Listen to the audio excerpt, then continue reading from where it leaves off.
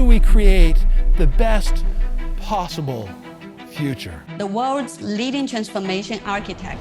America's foremost disruption strategist. A Silicon Valley legend. An expert in how to make decisions under uncertainty, Mr. Jonathan Brill. Volatility is an opportunity for the prepared. Let me give you some examples.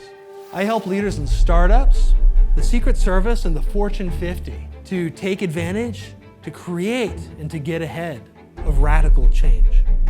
And that's what gets me excited in what I research. It's how leaders like you can enhance your luck.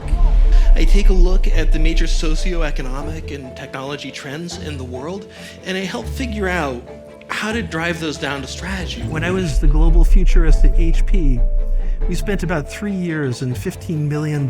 We identified 10 major waves of change that are going to collide to upend this decade. No matter what the instigating event is, how do we organize our companies so that we can take advantage of them?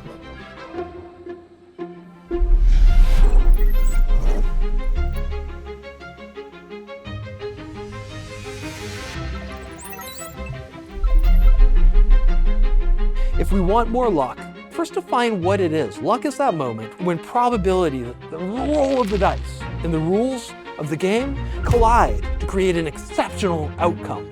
You can use the same statistical control methods that I use with my clients to create more luck in your family, in your community, in your career, and in your business. You shouldn't be gambling with your life and your business. It's not a casino. Load the dice, change the rules, win the game. That's really what my book is about. The Rogue framework is really exciting. The problems you are facing are new problems for everyone. Start by understanding the game you're playing. At the core of resilient growth strategy are 3 concepts: awareness, behavior, and culture. Your organization needs to be aware of the potential waves of change, know how to behave when they happen, and have a culture that is open to discussing what you don't yet know. You don't need to be a large company to do what I'm talking about. This is my very good friend, Farmer Lee Jones. He runs a small family farm in Ohio. They service 800 of the top 1,000 restaurants in the world. He had a resilient growth strategy. He knew how to move quickly. He had all the pieces in place. He wasn't ready for a pandemic. He was ready for anything. He got on TV, he was on Rachel Ray, he was on the morning show. All of a sudden, he was shipping Michelin star ingredients that you could cook in your home. And then when restaurants came back, Farmer Lee's sales doubled because over COVID, he built a whole second business. When we think about the tools that will power humanity, they'll be really significant for frontline workers. They'll change the way that frontline workers operate, the level of authority and autonomy that they have. We looked at our call centers and we said, hey, this is a major cost center in the company. What can we automate here? We saved about 95% on answering those questions. We doubled the likelihood of solving the problem.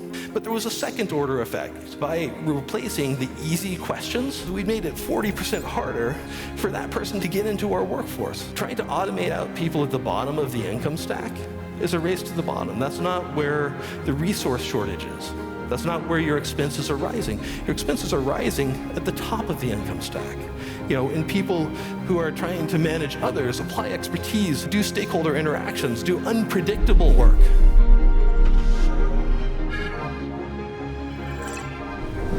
In business and in life, luck isn't chance, it's a choice.